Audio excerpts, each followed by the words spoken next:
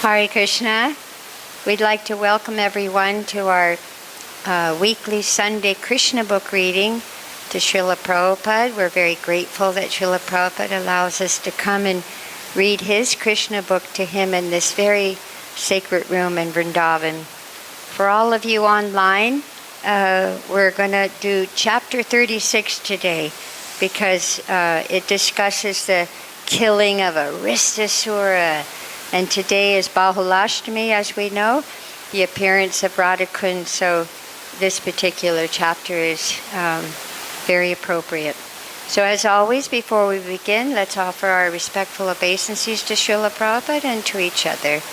Nama Om Vishnubhadaya Krishna Prasthaya Bhutale Srimati Bhaktivedanta Swaminiti Namane Namaste Saraswati Devi Gauravani Vacharane Nirvisesha Sunyavadi Paskachadesha Tarne, and to each other, Vanchakalpatrubhyas Cha, Kripa Sindhubhyeva Cha, Patitanam Pavanebhyo, Vaishnavebhyo, Namo Namaha. Chapter 36.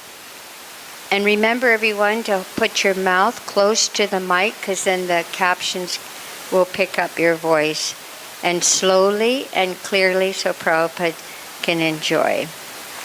Kamsa sends a crore for Krishna. Vrindavan was always absorbed in the thought of Krishna. Everyone remembered his pastimes and was constantly merged in the ocean of transcendental bliss. But the material world is so contaminated that even in Vrindavan, the asuras, or the demons, try to disturb the peaceful situation.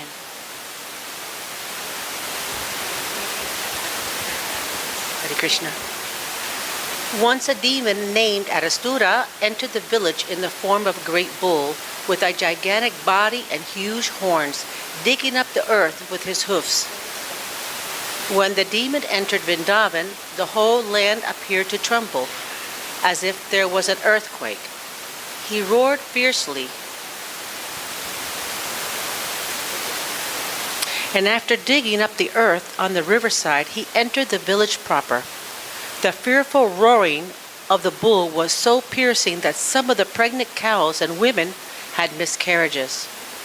Its body was so big, stout, and strong that a cloud hovered over its body just as clouds hover over mountains.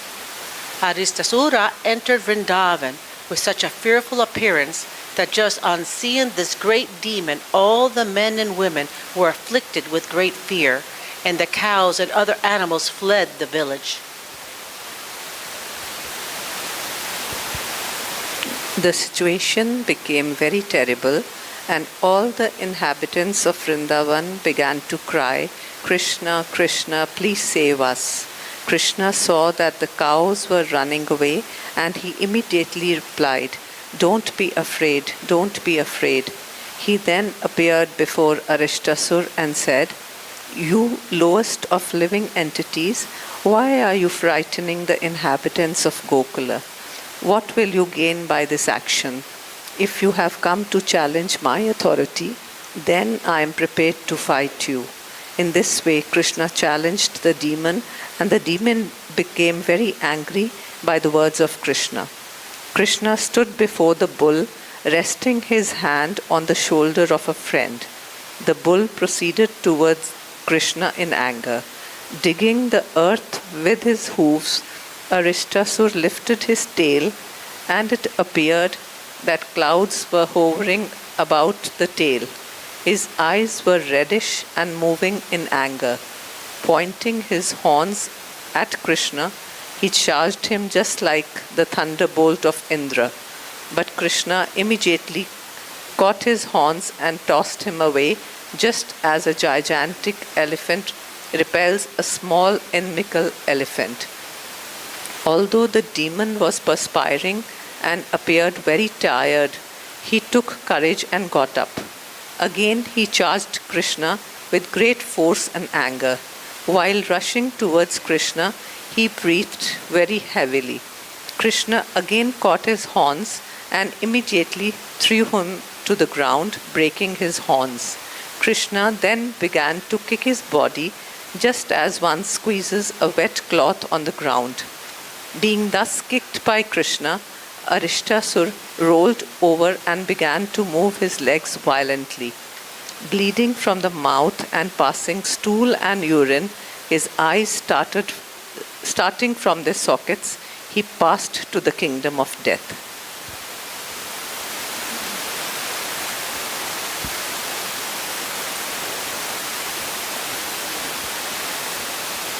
The demigods in the celestial planets showered flowers on Krishna for his wonderful achievement.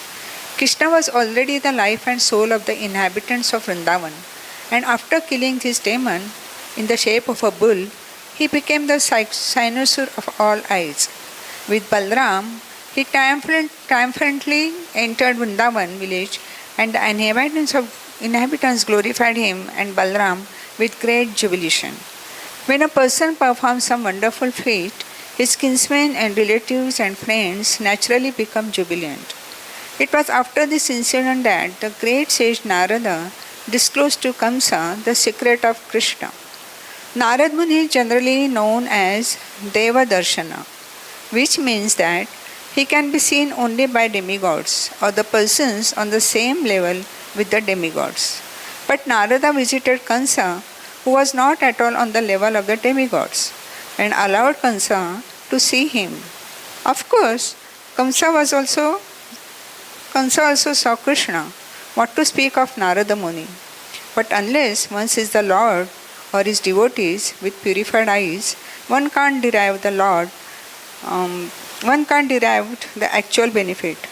Of course, anyone who associates with a poor devotee derives imperceptible benefit, which is called Adnan Sukriti.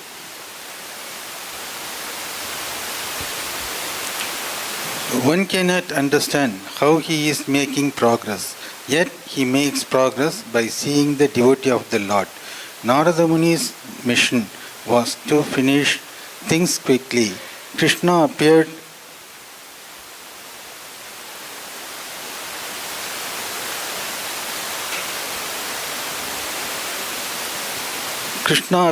in order to kill the demons, and Kamsa was the chief among them. Narada wanted to expedite things. Therefore, he immediately approached Kamsa with all the real information. You are to be killed by the eighth son of Vasudeva. Narada told Kamsa that eighth son is Krishna. You were misled by Vasudeva into believing that the eighth issue of Vasudeva was a daughter.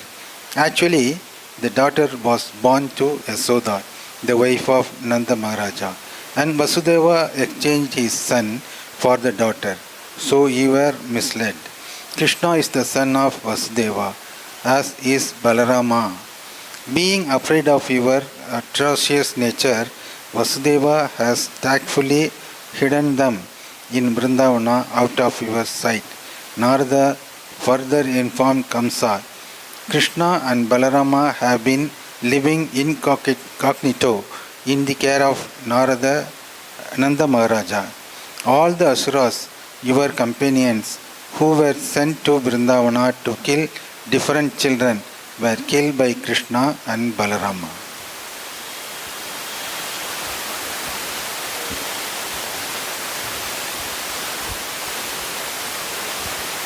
As soon as Kamsa got this information from Narad Muni, he took out his sharp sword and prepared to kill Vasudev for his duplicity. But Narada pacified him. You are not to be killed by Vasudev, he said. Why are you so anxious to kill him? Better try to kill Krishna and Balram. But in order to satisfy his wrath, Kamsa arrested Vasudev and his wife and shackled them in iron chains. Acting on the new information, Kamsa immediately called for the Keshi demon and asked him to go to Vrindavan immediately to kill Balram and Krishna. In actuality, Kamsa asked Keshi to go to Vrindavan to be killed by Krishna and Balram and thus get salvation. Then Kamsa called for his expert elephant trainers as well as for the wrestlers Chanura, Mushtika, Shala, Thoshala, etc. And he told them, "My dear friends, try to hear me attentively. At Nanda Maharaj's place in Vrindavan, there are two brothers, Krishna and Balram. They are actually two sons of Vasudeva. As you know, I have been destined to be killed by Krishna. There is a prophecy to this effect. Now I am requesting you to arrange for a wrestling match. People from different parts of the country will come to see the festival. I will arrange to get those two boys here, and you will try to kill them in the wrestling arena." Wrestling matches are still enjoyed by people in northern India, and it appears from the statements of Srimad Bhagavatam that 5,000 years ago, wrestling was also popular. Kansa planned to arrange such a wrestling competition and to invite people to visit. He also told the trainers of the elephants, "Be sure to bring the elephants named Kuvalya, Pida, and keep him at the gate of the wrestling arena. Try to capture Krishna and Balaram on their arrival and have the elephant kill them." Kansa also advised his friends to arrange to worship Lord Shiva by offering animal sacrifices and performing the sacrifice called Dhanuryagya, and the sacrifice performed on the 14th day of the moon, known as Chaturdashi. This date falls 3 days after Ekadashi and is set aside for the worship of Lord Shiva. One of the plenary portions of Lord Shiva is called Kalabhairav. This form of Lord Shiva is worshipped by demons who offer animals killed before him. The process is still current in India in a place called Vidyanath Dham, where demons offer animal sacrifices to the deity of Kalabhairav. Kansa belonged to this demoniac group. He was also an expert diplomat, and so he quickly arranged for his demon friends to try to kill Krishna and Balram. He then called for Akura, one of the descendants in the family of Yadu, in which Krishna was born as the son of Vasudeva. When Akura came to see Kamsa very politely shook hands with him and said, "My dear Akura, actually I have no better friend than you in the Bhoja and Yadu dynasties. You are the most munificent person, so as a friend I'm begging charity from you. Actually I have taken shelter of you exactly as King Indra takes shelter of Lord Vishnu. I request you to go immediately to Vrindavan and find the two boys named Krishna and Balaram. They are the sons of Nanda Maharaj. Take this nice chariot, especially prepared for the boys, and bring them here immediately. That is my request to you. Now, my plan is to kill these two boys. As soon as they come in the gate, there will be a giant elephant named Kuvalayapita waiting, and possibly he will be able to kill them. But if somehow or other they escape, they will next meet the wrestler and will be killed by them."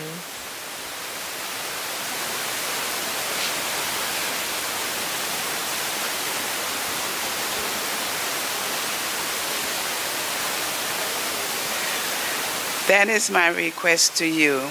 Now,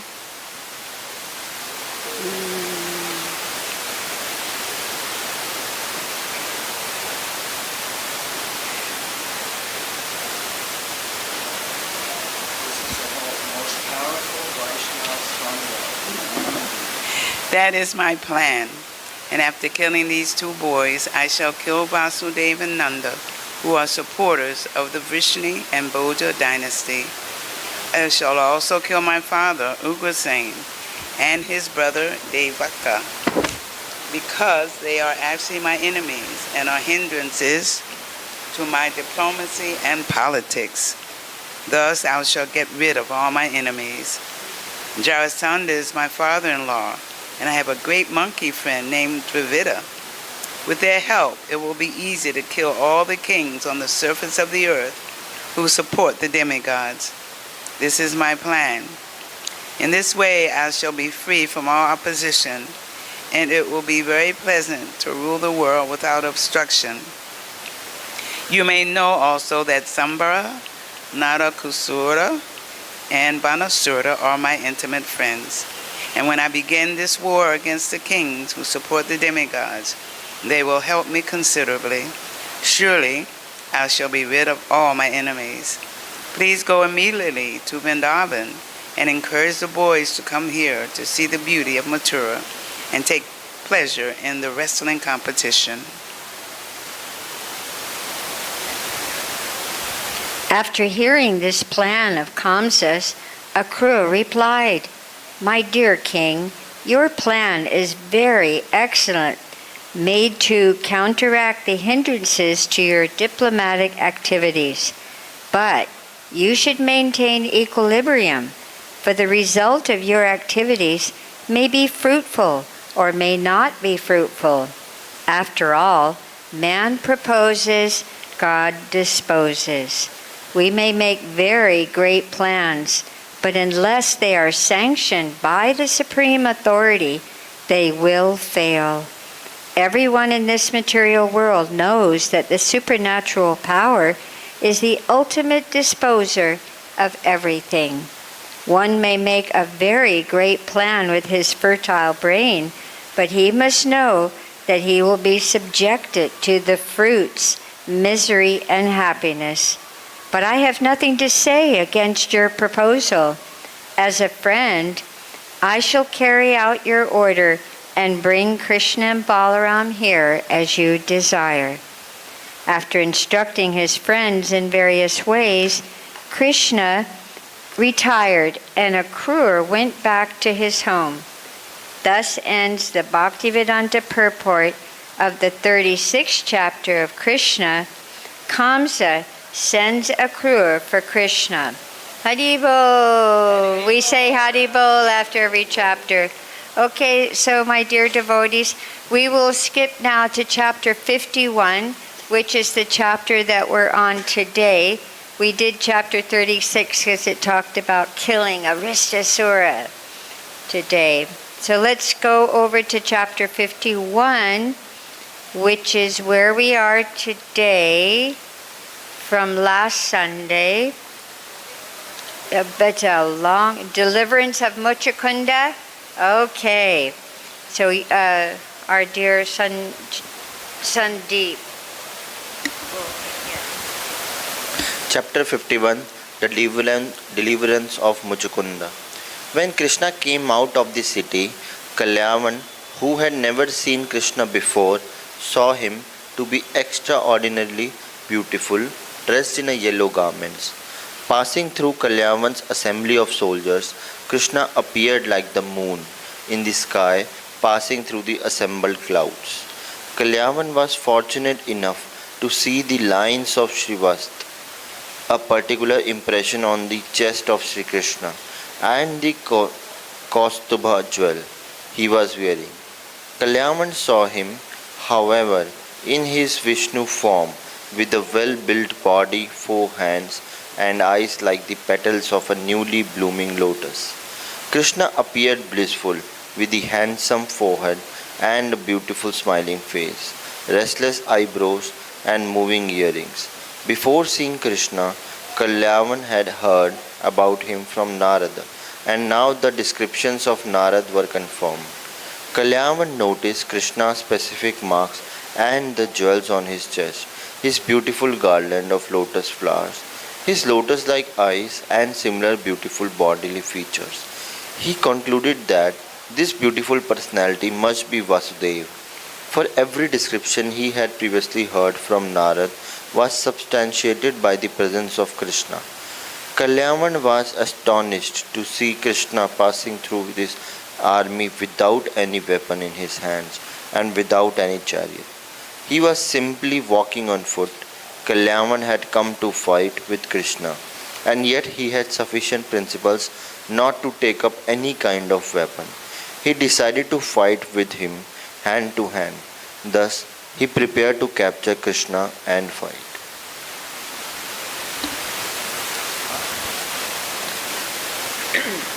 Krishna, however, went ahead without looking at Kalavyana. Kalavyana followed him with a desire to capture him, but in spite of his swift running, he could not capture Krishna. Krishna cannot be captured even by great yogis traveling at the speed of the mind. He can only be captured by those who follow the path of devotional service. And Kalavyana was not practiced in devotional service. He wanted to capture Krishna, and since he could not do so, he followed him from behind. Kalavyana began running very fast, thinking, "Now I am nearer, I will capture him." But he could not. Krishna led him far away and entered the cave of a hill. Kalavyana thought that Krishna was trying to avoid fighting him and was therefore taking shelter of the cave. He rebuked him with the following words, "O Krishna, I heard that you are a great hero, born in the dynasty of Yadu, but I see that you are running away from fighting like a coward. It is not worthy of your good name and family tradition." Kalavyana was following, running very fast, but still he could not catch Krishna because he was not freed from all contaminations of sinful life. According to Vedic culture, anyone who does not follow the regulative principles observed by the higher castes, the Brahmanas, Kshatriyas, and Vaishyas, or even those observed by the laborer class, the Shudras, is called a Malecha or a Yavana. The Vedic social situation is so planned that persons accepted as Shudras can gradually be elevated to the position of Brahmanas by the cultural advancement known as samskara or the purificatory process. The verdict of the Vedic scriptures is that no one becomes a Brahmana or a Malecha simply by birth. By birth, everyone is accepted as a Shudra. One has to elevate himself by the purificatory process to the stage of Brahmanical life. If he degrades himself further, he is then called a Malecha or a Yavana. Kalayavana belonged to the class of Malechas and Yavanas. Contaminated by sinful activities, he could not approach Krishna. The principles from which higher class men are restricted, namely illicit sexual indulgence, meat-eating, gambling, and intoxication, are an integral part of the lives of the Malechas and Yavanas. Being bound by such sinful activities, one cannot make any advancement in God realization. The Bhagavad Gita confirms that only one who is completely freed from all sinful reactions can engage in devotional service or Krishna consciousness. When Krishna entered the cave of the hill, Kalavana followed, chastising him with various harsh words. Krishna suddenly disappeared from the demon's sight, but Kalavana followed and also entered the cave. The first thing he saw was a man lying down asleep within the cave. Kalavana was eager to fight with Krishna, and when he could not see Krishna, but instead saw only a man lying down, he thought that Krishna was sleeping within the cave.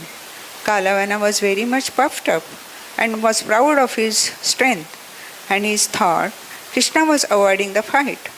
Therefore he strongly kicked the sleeping man, thinking him to be Krishna.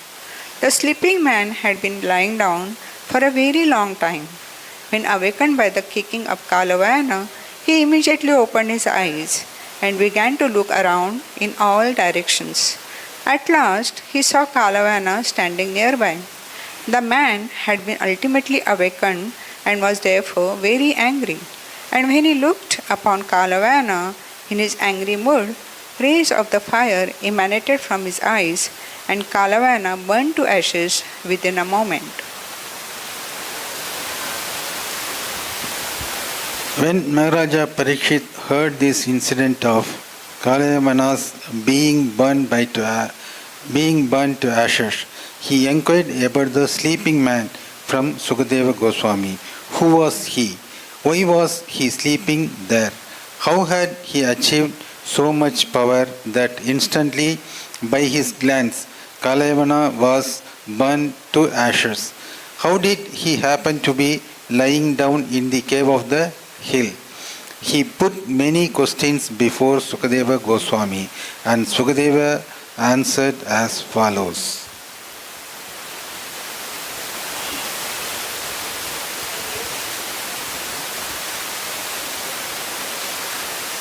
My dear king, this person was born in the very great family of King Ikshvaku, in which Lord Ramachandra was also born, and he happened to be the son of a great king known as Mandhata. He himself was also a great soul and was known popularly as Muchukunda. King Muchukunda was a strict follower of the Vedic principles of Brahminical culture, and he was truthful to his promise. He was so powerful that even demigods like Indra used to ask him to help in fighting the demons, and as such he often fought against the demons to protect the demigods. The commander-in-chief of the demigods, known as Kartikeya, was satisfied with the fighting of King Muchukunda, but once he asked that the king, having taken too much trouble in fighting the demons, retire from the fighting and take rest. Kartikeya addressed King Mukuchanda, "My dear king, you have sacrificed everything for the sake of the demigods. You had a very nice kingdom, undisturbed by any kind of enemy. But you left that kingdom, neglected your opulence and possessions, and never cared for fulfillment of your personal ambitions. Due to your long absence from your kingdom, while fighting the demons on behalf of the demigods, your queen, your children, your relatives, and your ministers have all passed away in due course of time. Time and tide wait for no man. Now, even if you return to your home, you will find no one living there. The influence of time is very strong. Time is so powerful because it is a representation of the Supreme Personality of Godhead. Time is therefore stronger than the strongest. The influence of time can effect changes in subtle things without difficulty. No one can check the progress of time. As an animal tamer tames animals according to his will, time also adjusts things according to its own will. No one can supersede the arrangement made by the Supreme Time." Thus addressing Muchukunda, the demigod requested him to ask any benediction he might be pleased with, except the benediction of liberation.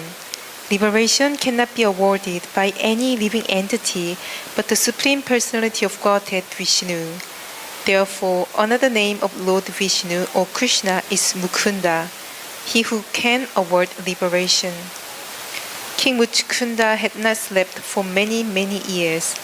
He was engaged in the duty of fighting, and therefore he was very tired. So when the demigods offered a benediction, Muchukunda simply thought of sleeping. He replied as follows: "My dear Kartikeya, best of the demigods, I want to sleep now, and I want from you the following benediction.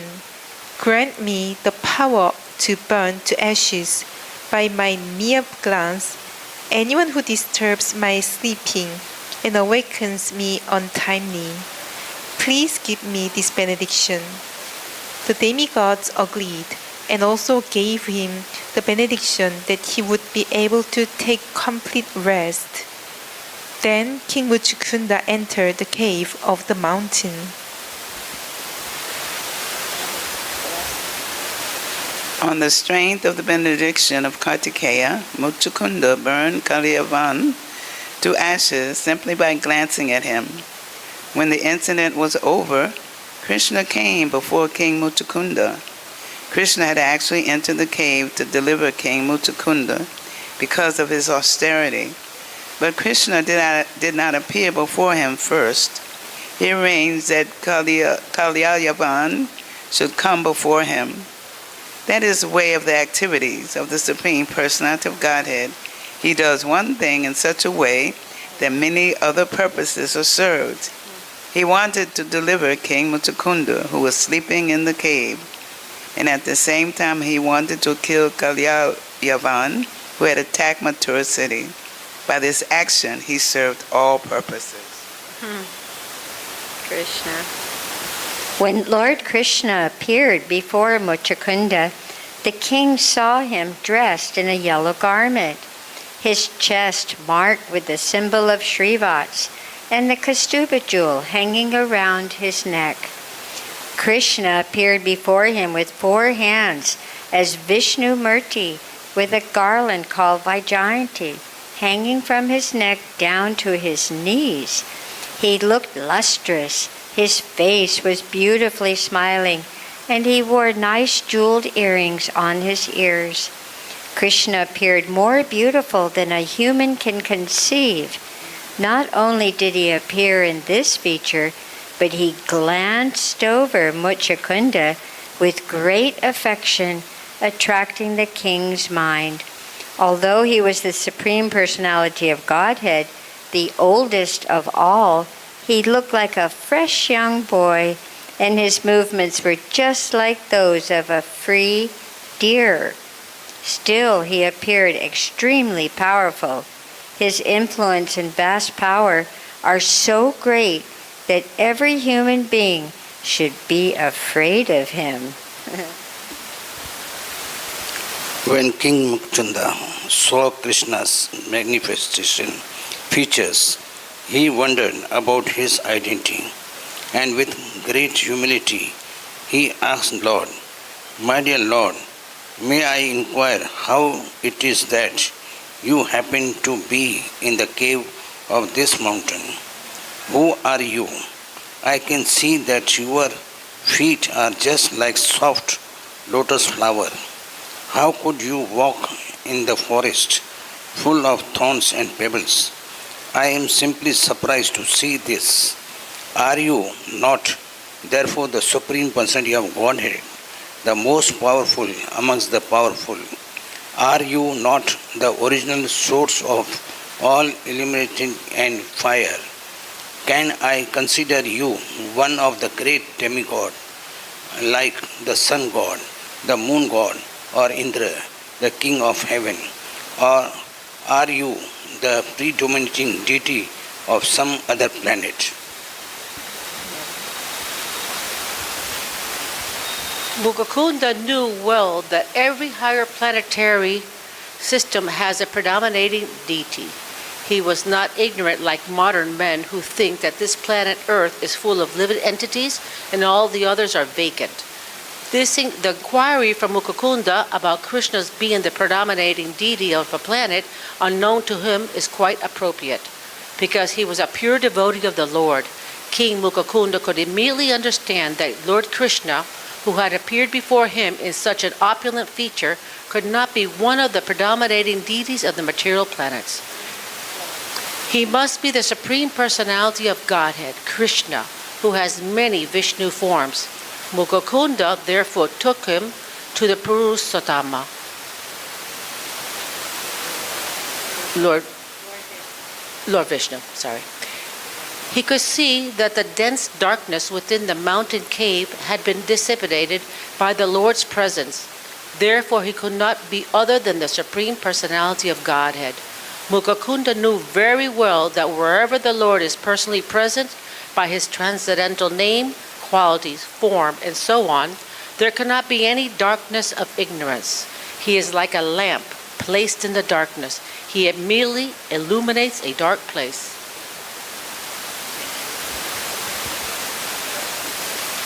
King Muchukunda was eager to know the identity of Lord Krishna, and therefore he said, "O best of human beings, if you think I am fit to know your identity, kindly tell me who you are, what is your parentage, what is your occupational duty, and what is your family tradition."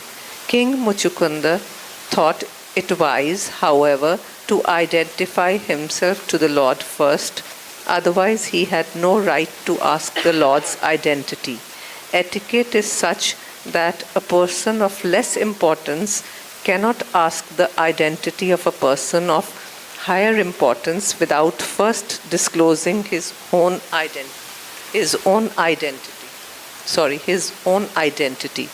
King Muchukunda therefore told Lord Krishna, "My dear Lord, let me first inform you of my identity.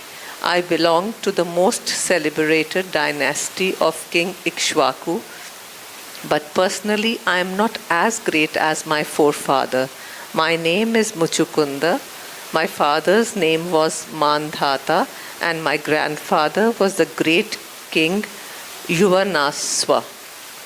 I was very much fatigued due to not resting for many thousands of years, and because of this all my bodily limbs were slack and almost incapable of acting.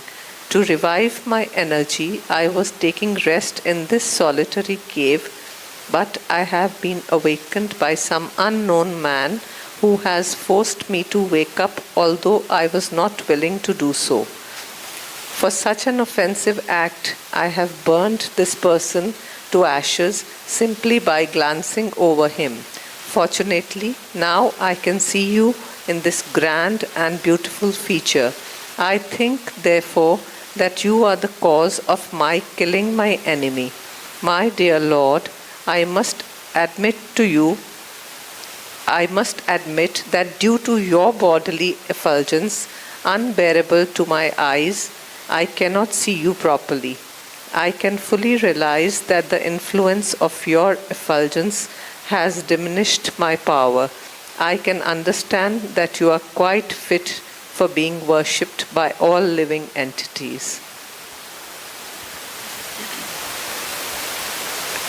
Seeing King Muchukunda, eager to know about his identity, Lord Krishna answered smilingly as follows: "My dear king, it is practically impossible to tell about my birth, appearance, disappearance, and activities. Perhaps you know that my incarnation Anantadeva has unlimited mouths, and for an unlimited time he has been trying to narrate fully about my name, fame, qualities, activities, appearance, disappearance, and incarnations. But still he has not been able to finish. Therefore, it is not possible to know exactly how many names and forms I possess. It may be possible for a material scientist to estimate the number of atomic particles which make up this earthly planet, but the scientist cannot enumerate my unlimited names, forms, and activities. Many great sages and saintly persons have tried to list my different forms and activities, yet they have failed to make a complete list. But since you are so eager to know about me, I may inform you that I have now appeared on this planet just to annihilate the demoniac principles of the people in general and re-establish the religious principle enjoined in the Vedas. I have been invited for this purpose by Brahma, the superintending deity of this universe, and thus I have now appeared in the dynasty of the Yadus as one of their family members. I have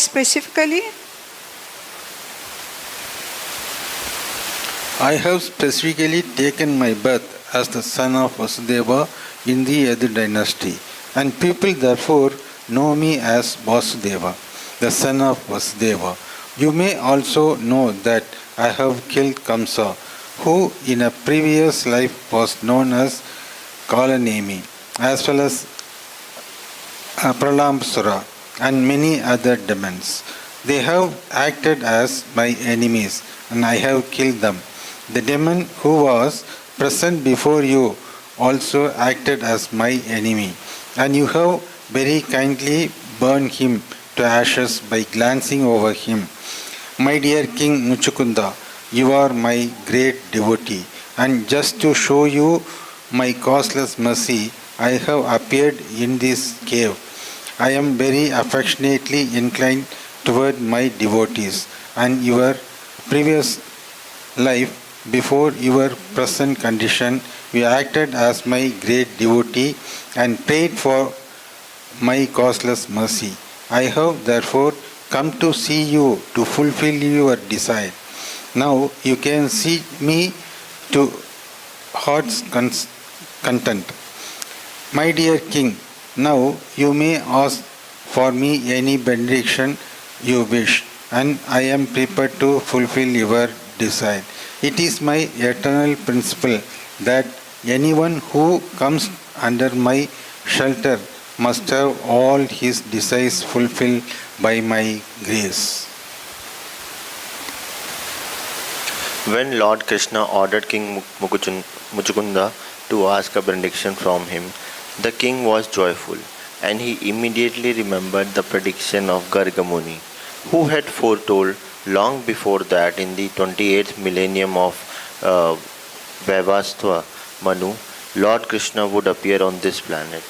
As soon as he remembered this prediction, he understood that the Supreme Person Narayan was present before him as Lord Krishna. He immediately fell down at his lotus feet and began to pray as follows. My dear Lord, O Supreme Personality of Godhead, I can understand that all living entities on this planet are illusioned by your external energy and enamored of the illusionary satisfaction of sense gratification. Being fully engaged in illusionary activities, they are reluctant to worship your lotus feet, and because they are unaware of all of the benefits of surrendering unto your lotus feet, they are subjected to various miserable conditions of material existence. They are foolishly attached to so-called society, friendship and love, which merely produced different kinds of miseries. Illusioned by your external energy, everyone, whether man or woman, is attached to this material existence, and all are engaged in cheating one another in a great society of the cheater and the cheated. These foolish persons, not knowing how fortunate they are to have obtained this human form of life, are reluctant to worship your lotus feet. By the influence of your external energy, they are attached to the glare of material activities, to so-called society, friendship and love, like dumb animals that have fallen into a dark well. The example of a dark well is given because in the fields there are many wells unused for years and covered over by grass, and poor animals, not knowing of them, fall into them, and unless rescued they die, being captivated by a few blades of grass, and the animals fall into a dark well and meet death. Similarly, foolish persons, without knowing the importance of the human form of life, spoil it simply for sense gratification and die without any useful purpose. My dear Lord, I am not an exception to this universal law of material nature. I am also a foolish person who has wasted his time for nothing, and my position is especially difficult. On account of my being situated in the royal order, I was more puffed up than ordinary persons. An ordinary man thinks he is the proprietor of his body or his family, but I began to think in that way on a larger scale. I wanted to be the master of the whole world, and as I became puffed up with ideas of sense gratification, my bodily concept of life became stronger and stronger. My attachment for home, wife, and children, for money and supremacy over the world became more and more acute. In fact, it was limitless. So I remained always attached to thoughts of my material living conditions. Therefore, my Lord, my dear Lord, I wasted so much of my valuable lifetime with no benefit. As my misconception of life intensified, I began to think of this material body, which is just a bag of flesh and bones, as the all in all, and in my vanity, I believed I had become the king of human society. In this misconception of bodily life, I traveled all over the world, accompanied by my military strength, soldiers, charioteers, elephants, and horses. Assisted by many commanders and puffed up by power, I could not trace out your lordship, who always sit within my heart as the most intimate friend. I did not care for you, and this was the fault of my so-called exalted material condition. I think that, like me, all living creatures are careless about spiritual realization and are always full of anxieties, thinking, what is to be done? What is next? But because we are strongly bound by material desires, we continue to remain in craziness. Yet, in spite of our being so absorbed in material thoughts, inevitable time, which is only a form of yourself, is always careful about its duty. And as soon as the allotted time is over, your lordship immediately ends all the activities of our material dreams. As the time factor, you end all our activities, as a hungry black snake swiftly swallows up a small rat without leniency. Due to the action of cruel time, the royal body, which was always decorated with golden ornaments during life, and which moved on a chariot drawn by beautiful horses, or on the back of an elephant nicely decorated with golden ornaments, and which was advertised as the king of human society. That same royal body decomposes under the influence of inevitable time and becomes fit for being eaten by worms and insects, of being turned into ashes, or the stool of an animal. This beautiful body may be recognized as a royal body while in the living condition, but after death, the body of even a king is eaten by an animal and therefore turned into stool, or is cremated in a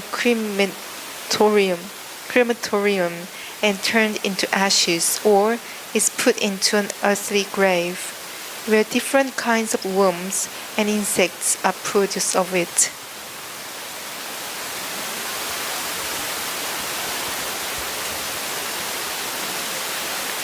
My dear Lord, we come under the full control of this inevitable time, not only after death, but also in a different way while living. For example, I may be a powerful king, and yet, when I come home after conquering the world, I become subjected to many material conditions. When I come back victorious, all subordinate kings may come and offer their respects. But as soon as I enter the inner section of my palace, I myself become an instrument in the hands of the queens. And for sense gratification, I have to fall down at the feet of women.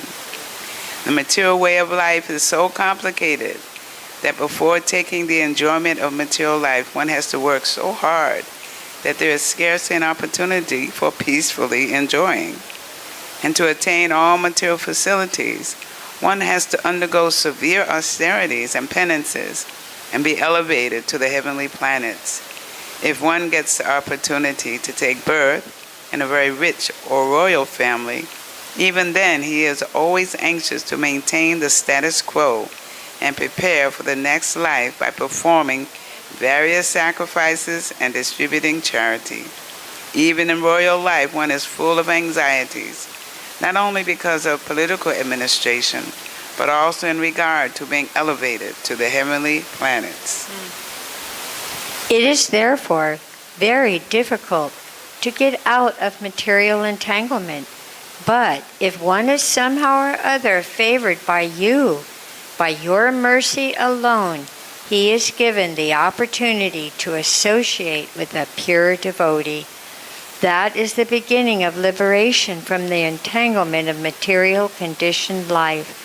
My dear Lord, only by the association of pure devotees is one able to approach your Lordship, who are the controller of both the material and the spiritual existences. You are the supreme goal of all pure devotees, and by association with pure devotees, one can develop his dormant love for you. Therefore, development of Krishna consciousness in the association of pure devotees is the cause of liberation from this material entanglement. My dear Lord, you are so merciful that in spite of my being reluctant to associate with your pure devotee, you have shown your extreme mercy upon me. As a result of my slightest contact with such a pure devotee as Garga Muni, by your causeless mercy only have I lost all my material opulences, my kingdom and my family. I do not think I could have gotten rid of all these entanglements without your causeless mercy. King and emperors sometimes accept the life of an aristocrat to forget their royal life, but by your special causeless mercy, I have already been bereft of royalty. I do not need to become a merchant or mendicant or a practice renunciation.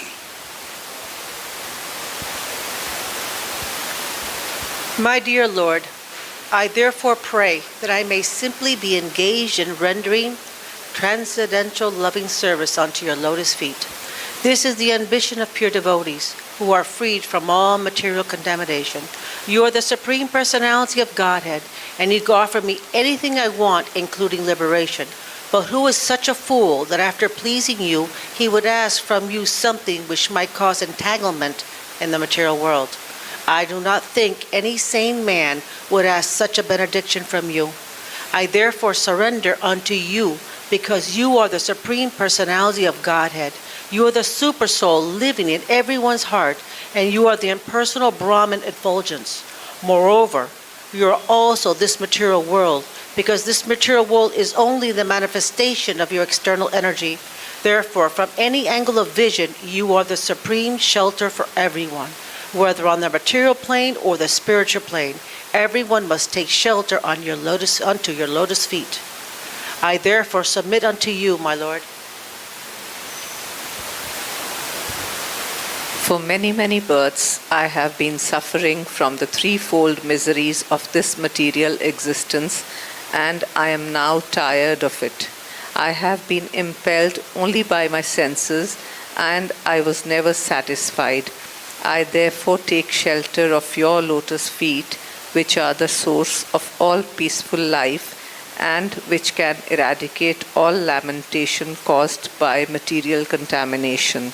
My dear Lord, you are the super soul of everyone, and you can understand everything.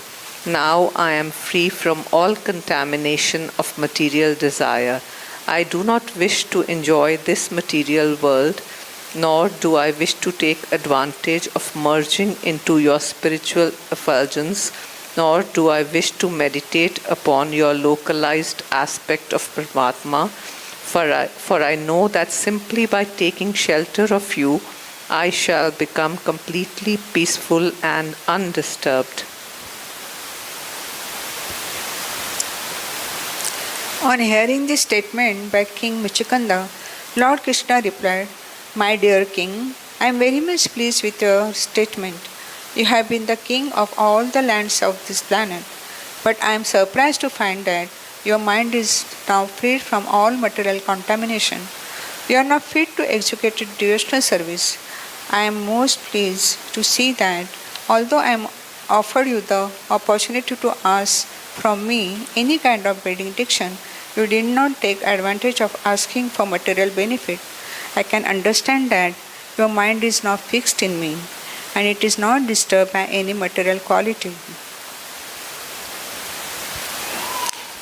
The material qualities are three, namely goodness, passion, and ignorance.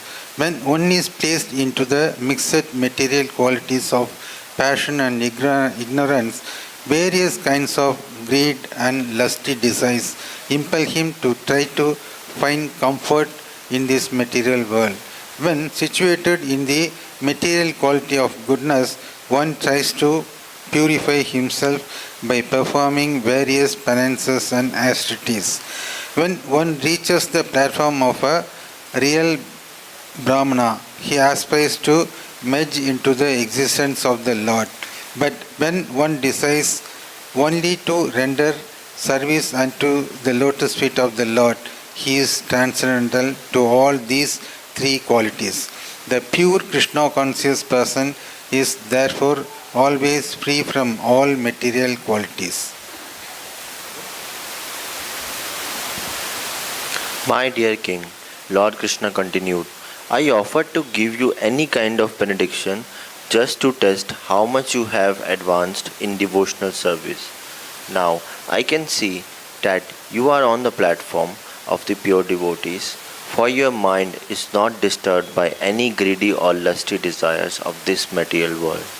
The yogis who try to elevate themselves by controlling the senses and who meditate upon me by practicing the breathing exercise of pranayam are not so thoroughly freed from the material desires.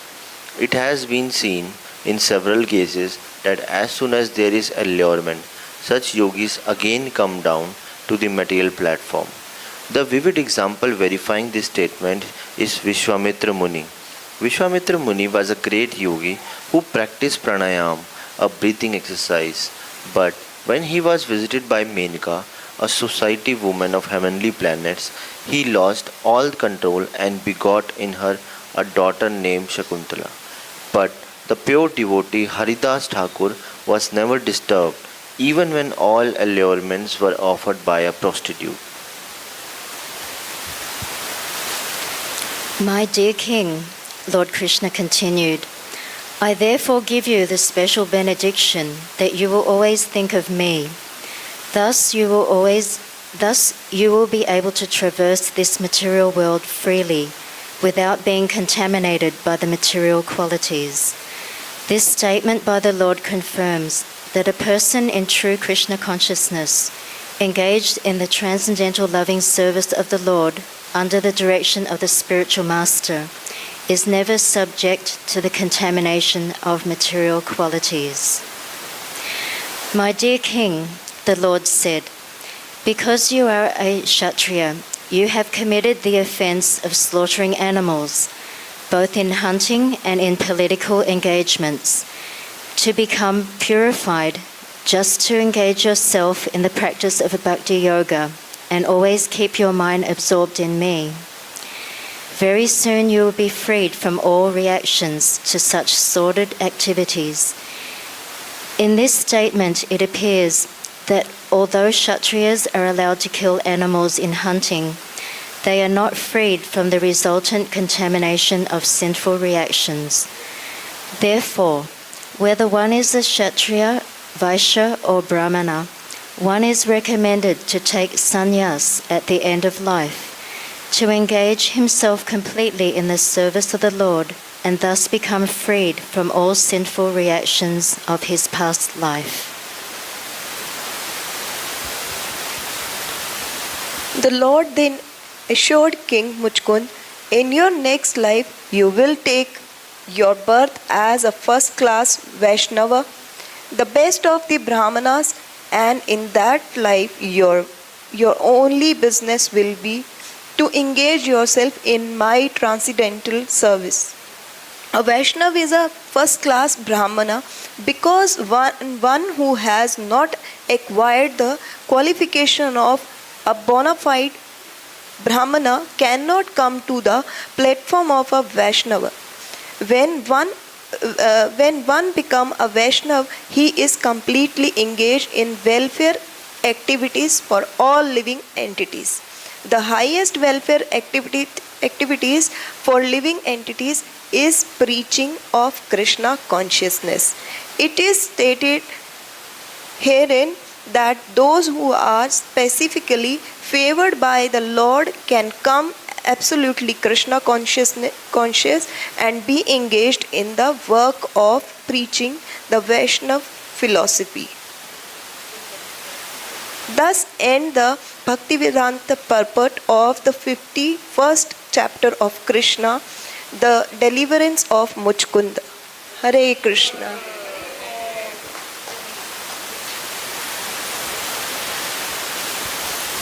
So that concludes our hour of Krishna book reading to Srila Prabhupada. Thank you, Srila Prabhupada, for allowing us to come and read to you. And we'll conclude by offering our respectful obeisances to Srila Prabhupada and to each other. Nama Om Vishnu Padaya Krishna Prastaya Bhutale Srimati Bhaktivedanta Swaminiti Namane Namaste Saraswati Deve Gauravani Pacharane Nirvisesha Sunyavadi Paskachade Shatarane. And to each other, Panchakalpa Turubhyascha Kripa Sindhu Bhevacha Patita Nam Pavanebhyo Vaishnavebhyo Namo Namaha. Jai Krishna Bhag, Jai Srila Prabhupada, Jai Bahulashtami. And for those of you online, you can notice that we have the subtitles now, so it'll be easier for you to hear and understand. Hari Bol.